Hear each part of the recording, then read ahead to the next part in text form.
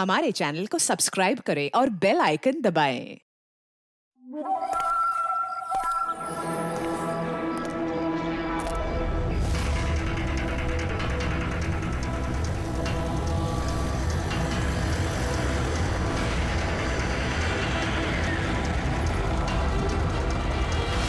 ए भाई, गाड़ी आगे ले।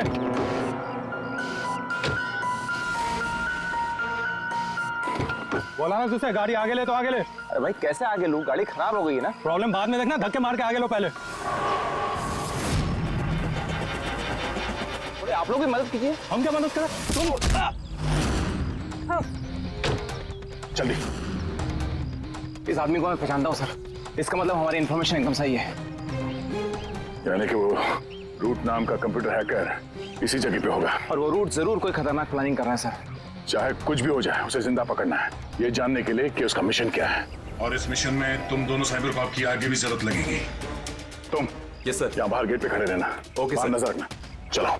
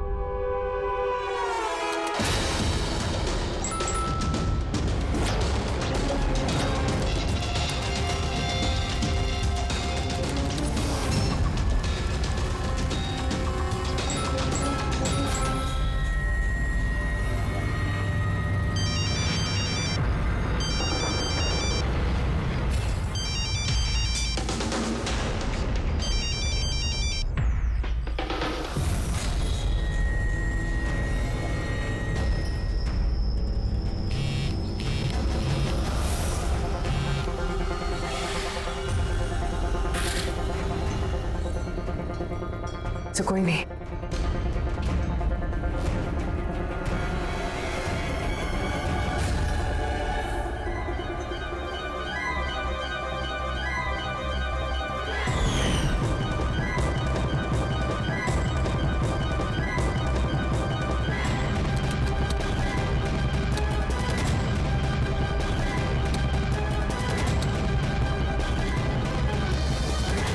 आप रेडी?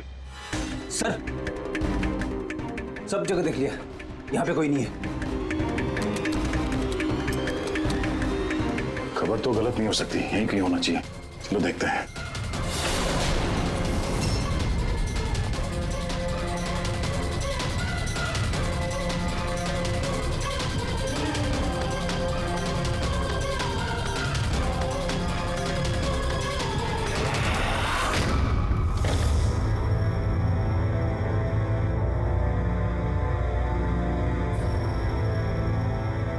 तो कोई नहीं।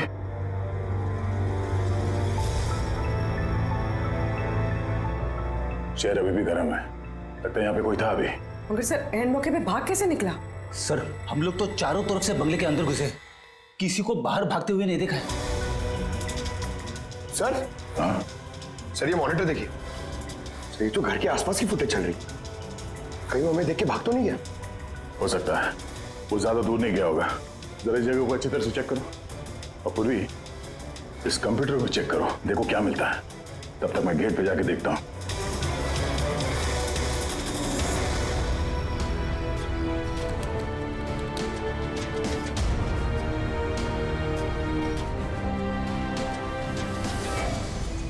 Mahesh, Mahesh, yes sir. ये रूट अंदर नहीं है, लगता भाग गया।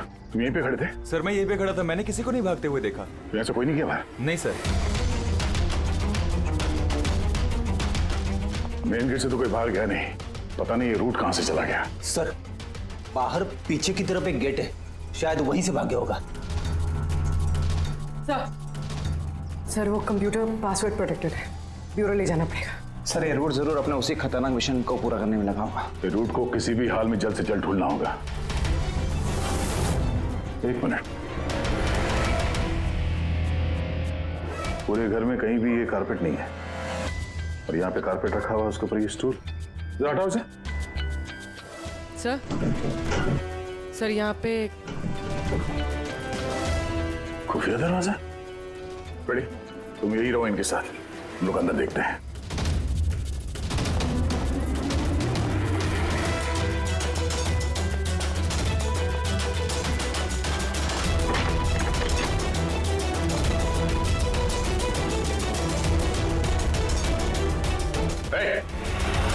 अब अगर अपने बचाव में कुछ कहना चाहती हो तो यही वक्त है। मुझे कुछ नहीं कहना, जो भी कहना मेरा वकील कहेगा। सर हमने इस रूट का कंप्यूटर सिस्टम एक्सेस कर लिया है और इंक्रिप्शन में भी सफल हो गए हैं। कुछ पता चला? हाँ सर इसने पिछले कुछ दिनों में इंटरनेट पे भयानक वीडियोस पोस्ट किए हैं। डार्क वेब पर sir. Actually dark web internet की एक ऐसी काली जगह होती है सर, जहाँ पर हर मुजरिम अपने गैरकानूनी कामों को एक टेक्नोलॉजी की मदद से अंजाम देता है, जैसे हथियारों की तस्करी हो, किडनी की चोरी या फिर किसी को मारने की सुपारी। सर ऐसा कोई भी काम नहीं है जो इस साइट पर नहीं होता है। समझ में ये बात नहीं आती, जब सब कुछ इतने खुले में होता है, सबको पता है, तो इसे रोकने के लिए हम कुछ करते क्यों नहीं? सर ये इतना आसान नहीं है। एक्चुअली इस साइट पर जाने के लिए आपको एक कंप्यूटर सॉफ्टवेयर की जरूरत होती है, जो चुनिंदा हाई प्रोफाइल मुजरिमों के पास ही होता है। जैसे कि ये रूट। Yes sir. और सर जैसे कि हमें पता है कि इस डार्क वेब पे IP एड्रेस और यूजर ID ये दोनों गुप्त रहते हैं। जरा दिखा कौन सा वीडियो डाले हैं इस रूट ने।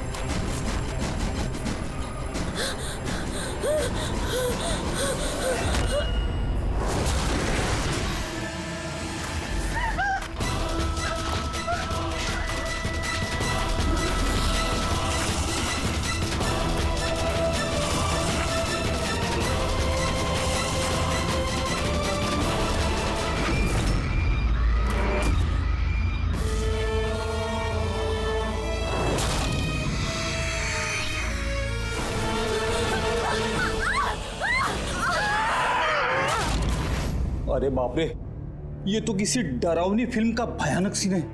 ये सीन क्यों डाला डार्क वेब में? सर ये किसी फिल्म का सीन नहीं है, ये सब असली में हुआ है और किसी हीरोइन के साथ नहीं, बल्कि एक मासूम लड़की के साथ। जहां तक मुझे याद आ रहा है इसे स्नफ फिल्म कहते हैं ना? हाँ सर, बहुत बड़ी इंडस्ट्री है इन वीडियोस की। कौन है ये लड़की? मुझे नहीं पता। तुम जिम्मेदार हो इसकी मौत की? नहीं सर, मैं किसी की मौत की जिम्मेदार नहीं हूँ। मुझे तो बस पैसे दिए गए थे ये वीडियो डार्क वेब पे डालने के लिए, और मैंने बस डाल दिया। किसने दिए पैसे? मुझे नहीं पता। नहीं पता कहने से काम नहीं चलेगा। एक लड़की की जान गई है। सर मेरे यकीन कीजिए, ऑनलाइन पैसे ट्रांसफर किए गए थे मेरे अकाउंट में। किसने किए मुझे कुछ नहीं पता। पता नहीं है तो पता करो। कंप्यूटर की बहुत बड़ी महारथी हो ना, ये पता करना तुम्हारे लिए कोई मुश्किल काम नहीं है। पता करो। अभिजीत, अगर कोई इस तरह का फिल्म बना के अपलोड कर रहा है तो हमें जल्द से जल्द उस तक पहुंचना होगा जो ये मौत का खेल खेल रहा है। एक काम करते हैं, इस लड़की की फोटो सभी पुलिस स्टेशन में भेज देते हैं। एक बार पता चल जाए लड़की कौन है, सारा मामला साफ हो जाएगा।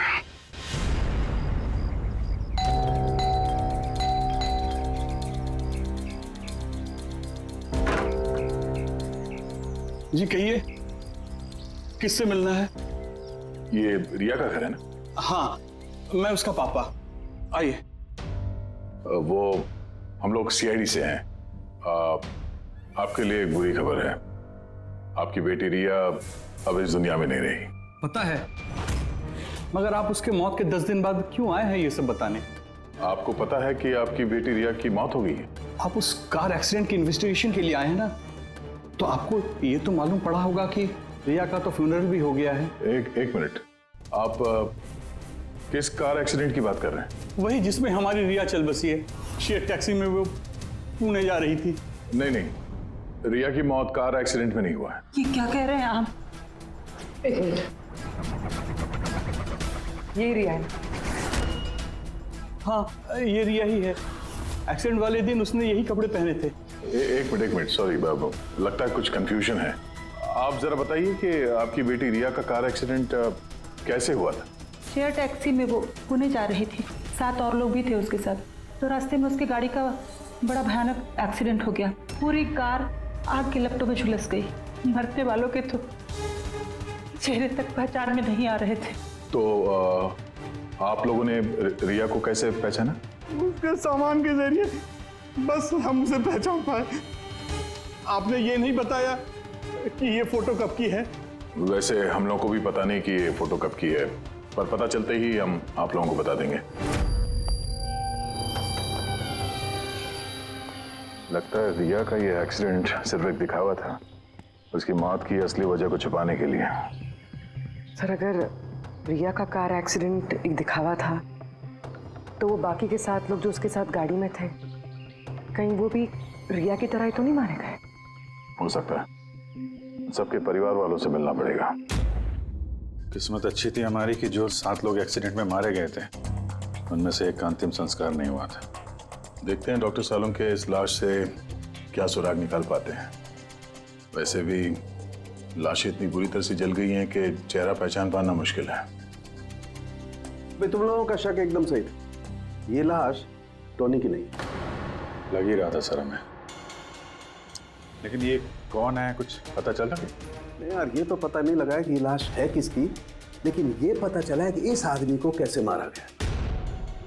मैंने इसके बॉडी का स्कैन किया तो पता लगा कि इसके पेट में चाकू का बहुत गहरा घाव है। चाकू से? हाँ, चाकू का। और मुझे लगता है उस चाकू के वार की वजह से ही इसकी मौत हुई। मतलब चाकू से मारा किसी और को और उसे टोनी बता के एक्सीडेंट का हिस्सा बना दिया। ये गैंग आखिर करना क्या चाहता है? और इस आदमी की मौत 3 हफ्ते पहले ही हुई है। एक कार एक्सीडेंट हुआ 10 दिन पहले। वही तो मतलब, कार जब एक्सप्लोजन में जलाई गई उससे कहीं पहले इस आदमी की मौत हो चुकी थी। 3 हफ्ते से इसकी लाश संभाल के रखी थी ताकि इस भयानक खेल को अंजाम दिया जा सके। यार देख, काम करते हैं, जहां पे एक्सीडेंट हुआ था वहीं पे चलते हैं, पता करते हैं एग्जैक्टली उस दिन हुआ क्या था। मैं तो मजे से कार चला रहा था सर, और रेडियो पे गाने सुन रहा था। तभी अचानक से मैं एक जोर का धमाका सुना। मैं तुरंत अपने कार से निकला और मैंने देखा कि मेरी सामने एक कार आग की लपटों में जल रही थी। मुझे समझ में नहीं आ रहा था कि मैं क्या करूं। तो ये कितने बजे की बात है? सर, मुझे लगता है कुछ शाम के 5 बजे होंगे। है? ये कैसे हो सकता है? सर एक सेकंड सर, ये टोल नाके की फुटेज देखिए सर। यहाँ पे तो गाड़ी 3:30 बजे क्रॉस हुई थी। फिर ये जगह वहां से 20 किलोमीटर दूर ही है सर। तो 20 किलोमीटर का सफर तय करने में 1.5 घंटे तो नहीं लगने चाहिए। रास्ते में कोई ढाबा होटल भी नहीं है, कोई चाय वाय के लिए रुक जाए जहाँ पे। एग्जैक्टली। तो उस हिसाब से गाड़ी को यहाँ पे 4 बजे पहुँच जाना चाहिए था, मगर यहाँ पे एक्सीडेंट हुआ 5 बजे। इसका मतलब है ये जुर्म इस 1 घंटे में ही हुआ है। तो गाड़ी को उस समय कहीं ले जाया गया और उन सबको उतार के उसमें 7 लाशें रख दी गई।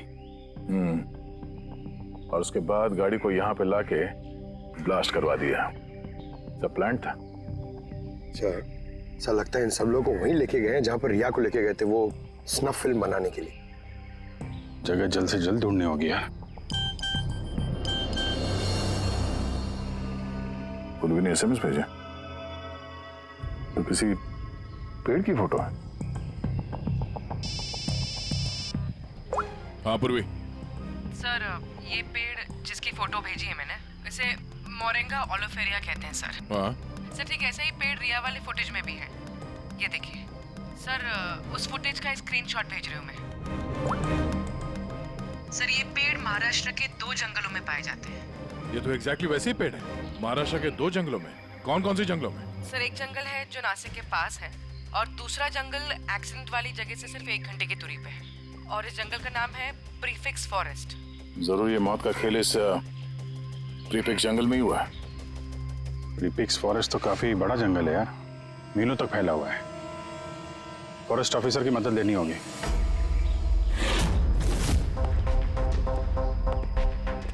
इस जंगल में ये सब हो रहा है, यकीन नहीं होता। क्या आपकी इंफॉर्मेशन पक्की है ऑफिसर? पक्की नहीं होती तो यहाँ तक आते नहीं हम लोग। आप बताइए, कुछ हाल फिलहाल में ऐसी कोई घटना आप लोगों ने कुछ सुनी हो, कुछ देखी हो, जंगल के अंदर कुछ हुआ हो? बिल्कुल नहीं, और अगर ऐसा कुछ होता तो हम जरूर उस पर ध्यान देते। चलो कोई नहीं, फिर भी अपनी तसल्ली के लिए एक बार हम जंगल देखना चाहेंगे। श्योर। वैसे सर, आप लोग पूरा जंगल देखना चाहेंगे? क्योंकि मीलों तक फैला हुआ है ये, इसमें काफी वक्त लग सकता है। नहीं, हम पूरा जंगल नहीं देखेंगे। हमें जंगल का वो हिस्सा दिखाइए जहाँ पे कोई आता जाता नहीं है, क्योंकि अक्सर सुनसान इलाकों में ही जुर्म पनपता है। Okay officers. विनोद, देखना, इन्हें जंगल के उन इलाकों की दिखाने की जिम्मेदारी आपकी है। ओके? जी सर। Yes sir. सर, एक सेकेंड। सर, ये देखिए सर, ये जंगल का सबसे घना और सुनसान इलाका है। मेरी समझ से हमें यहीं से शुरू करना चाहिए। ठीक है, देखते हैं।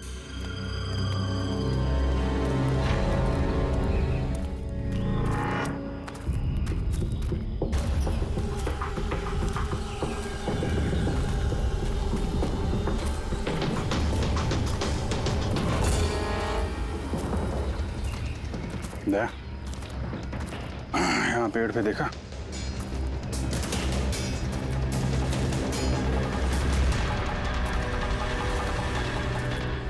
छोटा सा कैमरा।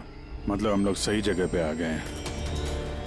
यही वो जगह है जहाँ पे वो फिल्म बनाई जा रही है।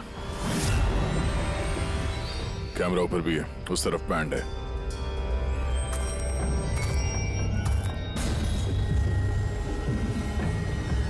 शायद इस कैमरे से कुछ पता चले उनके अड्डे के बारे में। नहीं अभिजीत, ये तो हाई एंड वायरलेस कैमरा है। इसके जरिए पता लगाना मुश्किल है कि इसमें जो स्टोर्ड फुटेज है वो कहाँ से ब्रॉडकास्ट हो रहा होगा, और इस जंगल में पता नहीं और कितने कैमरास हैं। देखते हैं, आगे शायद कोई कैमरा मिल जाए जिससे कुछ पता चले।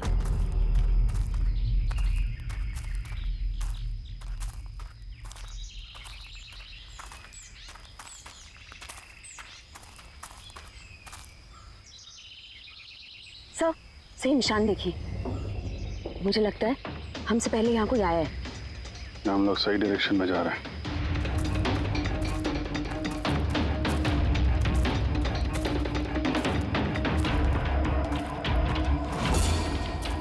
सर, ये निशान यहीं तक है। सर, इसका मतलब उनका अड्डा यहीं कहीं है।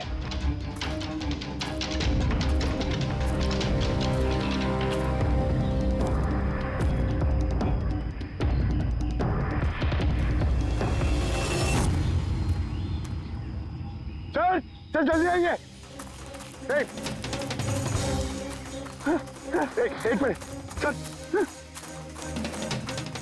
एक सेकंड। घबराओ मत, हम लोग सीआईडी से हैं। उठो उठो। सर, आप लोग सीआईडी से, मुझे बचा लीजिए सर।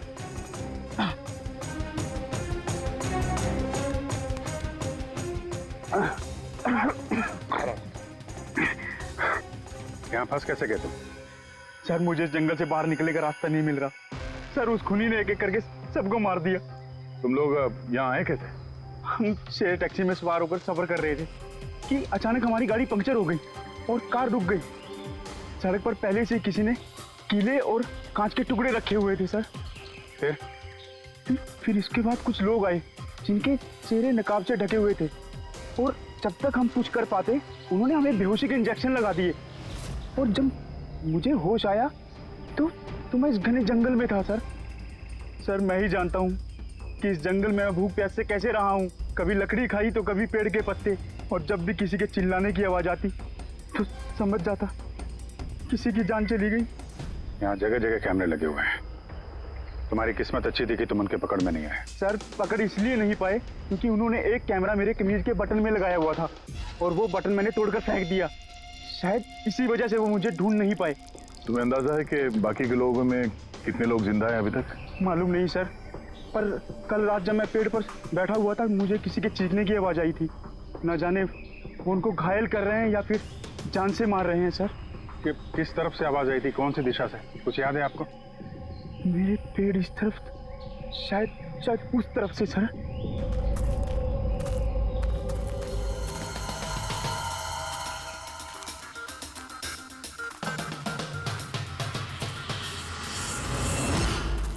सर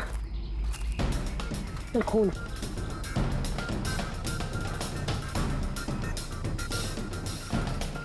तो यहाँ पर भी है।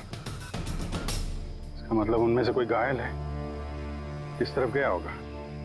सर ये देखिए, खून के कुछ निशान इस तरफ भी जा रहे हैं।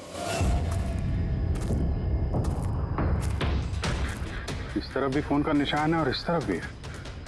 दोनों तरफ है। दोनों तरफ देखना पड़ेगा। पंकज, पूर्वी, तुम लोग इधर देख लो, हम लोग इधर देख लेते हैं। विनोद, तुम इनके साथ जाओ और हाँ, हर आधे घंटे में अपडेट दे देना, ठीक है? आप आइए।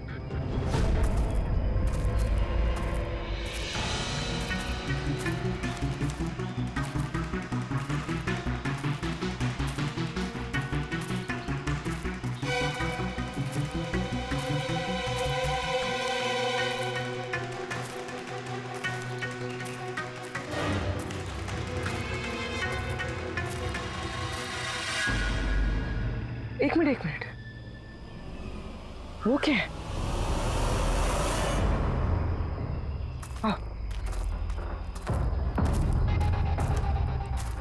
घर? शायद घायल विक्टिम ने यहीं पर पनाह ली हो। जंगल के बीच में घर, मगर नक्शे के हिसाब से तो यहाँ कोई घर नहीं था। हो सकता है ऐसे फिल्म बनाने वालों को ऐसे लोकेशंस की जरूरत पड़ती है ताकि उन्हें कोई ट्रैक ना कर सके। हो सकता है उस घर में जो घायल आदमी है वही मुजरिम हो सकता है पंकज, और ये भी हो सकता है कि आगे और भी कैमरास लगे हों। होशियार रहना।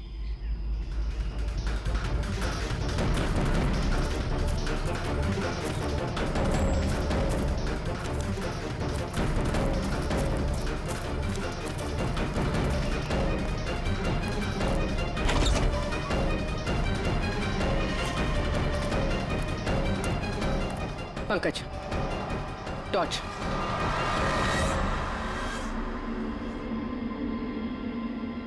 ये घर तो एकदम हिंदी फिल्मों की डरावनी पिक्चरों जैसा। ये देखो, उस घायल विक्टिम को यहीं पर लाया गया है। वो आवाज सुनी? अंदर से आ रही है।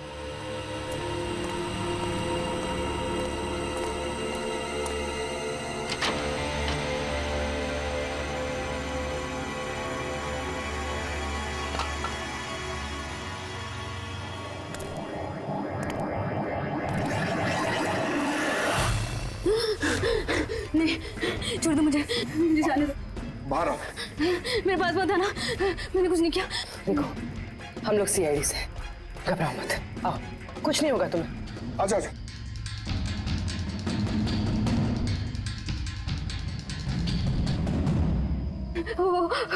वो यहीं पे, वो यहीं पे।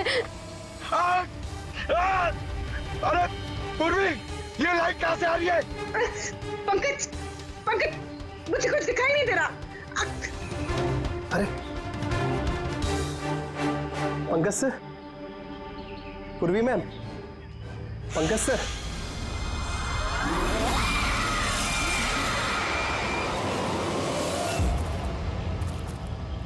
सर, खून के निशान तो यहाँ के खत्म हो गए।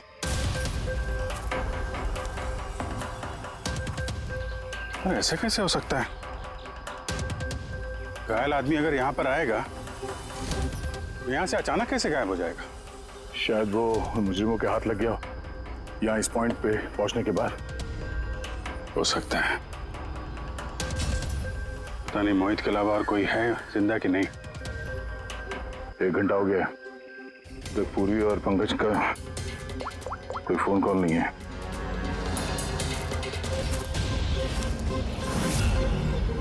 पूरी फोन उठा नहीं रही है। पंकज देखता हूँ।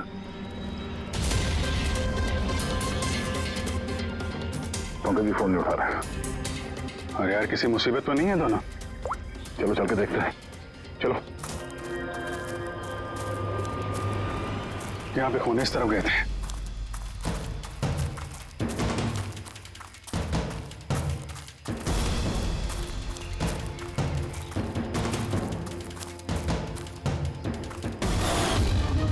घर के अंदर शायद कोई हो। मैं अंदर जाके देखता हूँ। ठीक है, तब तक मैं यहाँ बाहर देखता हूँ।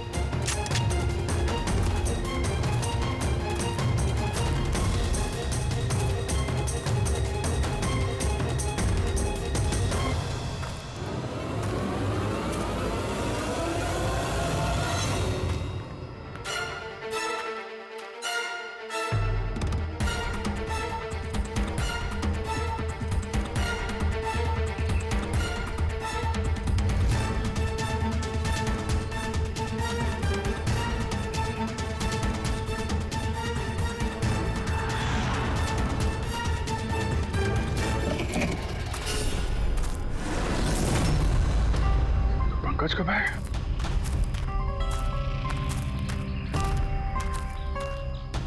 पंकज,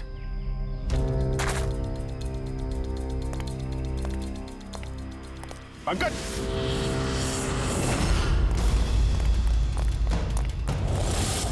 पंकज, पंकज, पंकज, कैसे? उठो, उठो, सर उठो। क्या हुआ? हाँ? सर वहाँ पे वो घर में गए थे सर। वहाँ पे एक लड़की थी सर। हाँ सर बात ही कर रहे थे सर। पता नहीं एकदम से इतनी रोशनी आई सर कि कुछ दिखने नहीं, कुछ समझ में नहीं आ रहा था। वो घर से जैसे जैसे मैं निकला बाहर, शायद यहाँ गिर गया सर। पता नहीं, कुछ समझ में नहीं आ रहा सर, एकदम चक्कर आ रहा है। और पूर्वी, विनोद, वो कहाँ है? सर वो लोग पता नहीं सर, अंदर थे, बाहर निकले पता नहीं सर। Oh no. क्या हुआ क्या तुम्हें? ये ठीक है। पूर्वी और विनोद मिले? नहीं, उस घर के अंदर तो कोई भी नहीं। ओह गॉड, उन्हें कहीं कुछ हो ना गया हो।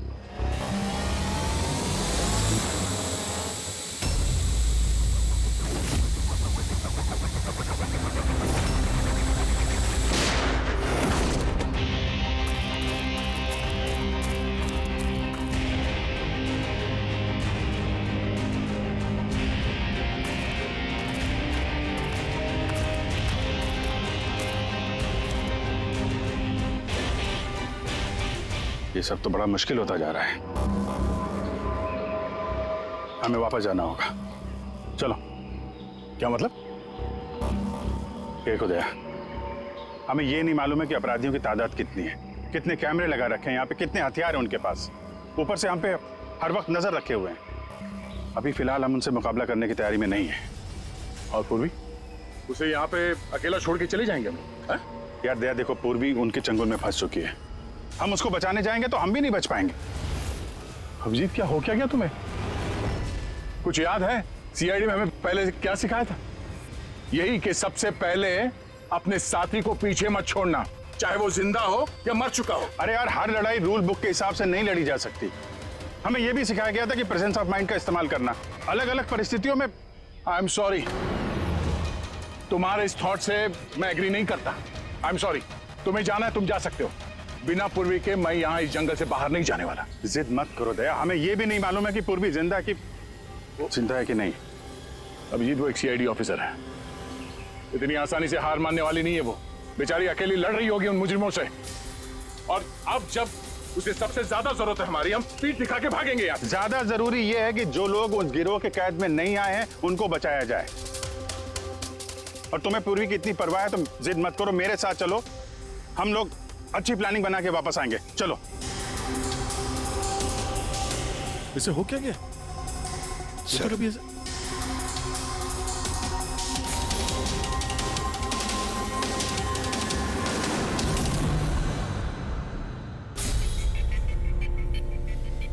सीआईडी के इतिहास में ऐसा पहली बार हुआ होगा कि सीआईडी किसी से डरकर दुम दबाकर भाग गई।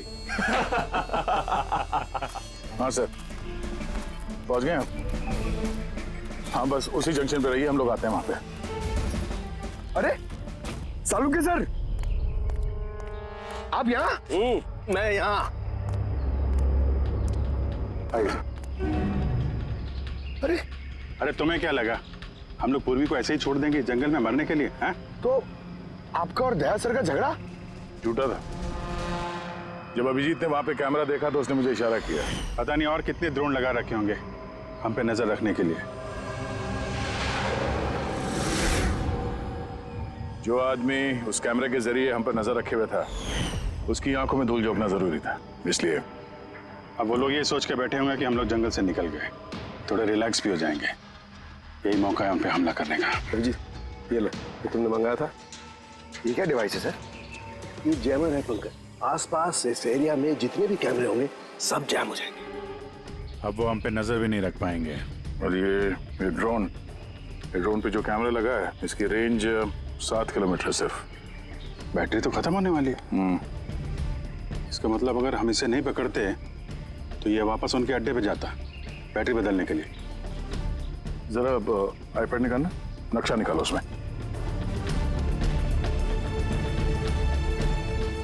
ये वो जगह है जहाँ पे हमें ये ड्रोन मिला था, और इसके पास ही वो बंगलो है।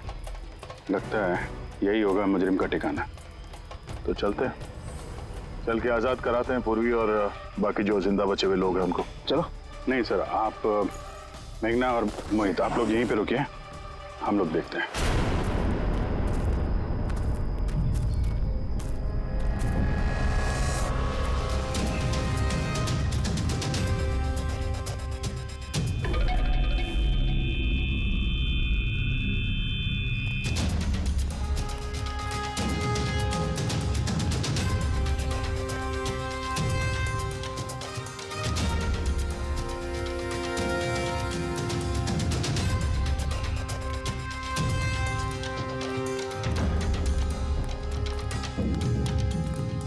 यार पूरा सिस्टम बंद कैसे हो गया?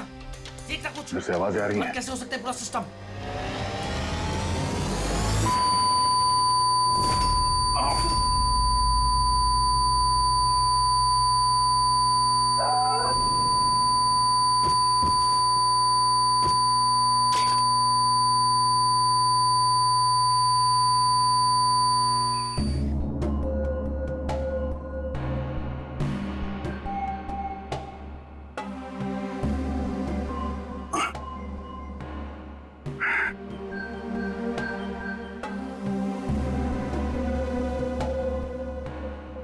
पंकज,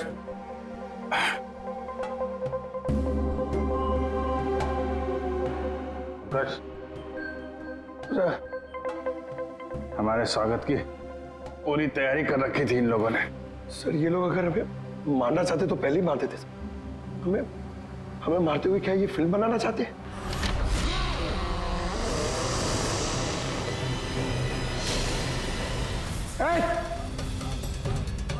सर्च जाओ,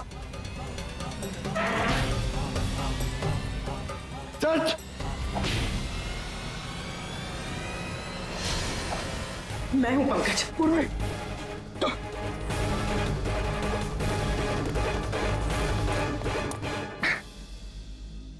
तुम ठीक हो? हाँ सर। वो लोग किधर हैं? सर उस तरफ।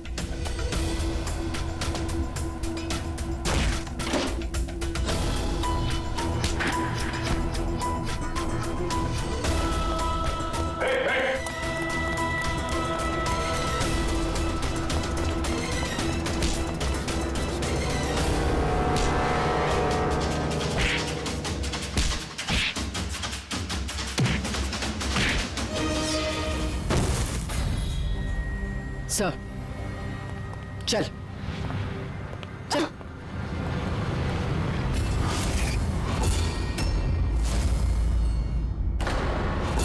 मेघना तुम? वाह, हमें तो लग रहा था कि हम मुजरिमों की आंखों में धूल झोंक रहे हैं।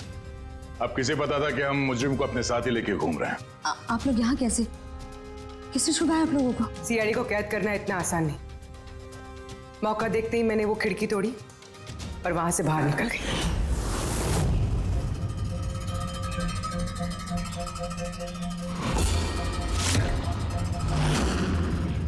और उसके बाद मैंने उन्हीं लोगों का पीछा किया जिन लोगों को तुमने भेजा था मुझे ढूंढने के लिए।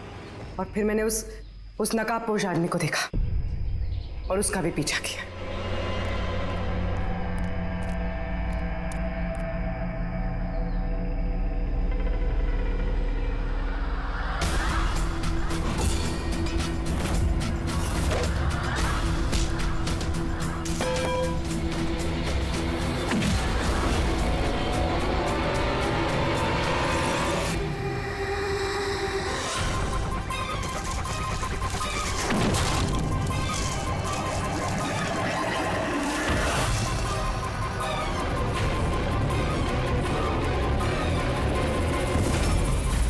कुछ देर बाद जब मुझे होश आया तो मैंने देखा कि मगर इससे पहले कि मैं बाकी ऑफिसर्स तक पहुंच पाती, तुम्हारी उस सोनिक बूम वाली आवाज ने इन्हें बेहोश कर दिया था। वो तो मेरी किस्मत अच्छी थी कि मैं दूर थी और उस आवाज का मुझ पर कोई असर नहीं हुआ। और फिर मैंने सोचा कि क्यों ना उस नकाब को ही मैं अपना हथियार बना लूं। जिस बेरहमी से तुमने लोगों की जान ली है, तुम तो औरत कहलाने के लायक भी नहीं हो। अब ये बताओ, तुमने ये सब किस लिए किया? ये सब मैंने पैसों के लिए किया है सर। जितने पैसे मुझे इस काम के लिए मिल रहे थे ना, उतना तो मुझे अपनी जॉब में 5 साल में भी नहीं मिलता। और वैसे भी क्या फर्क पड़ता है, रोज इतने लोग मरते हैं, अगर 2-4 और मर गए तो क्या हुआ? तुम्हें शायद मालूम नहीं है कि तुम कितनी बीमार हो। बाकी लोग कहाँ हैं जो तुम्हारे साथ में थे? मैंने किसी को कोई नुकसान नहीं पहुंचाया सर, इतनी भी बुरी नहीं हूं मैं। और वैसे भी मैंने कोई भी खून अपने हाथों से नहीं करा है। मुझे तो एक औरत ने करोड़पति बनने का ऑफर दिया था जो मैंने एक्सेप्ट कर लिया। कौन औरत? बहुत अजीब सा नाम था उसका।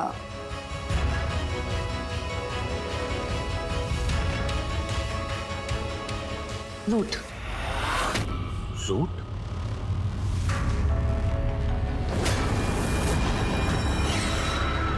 तो रूट है इस सब के पीछे मास्टरमाइंड। अब उसने ऐसा क्यों किया, उसका जवाब तो अब वही देगी। तो जहां तक तुम्हारा सवाल है, कानून तुम्हें कड़ी से कड़ी सजा देगा।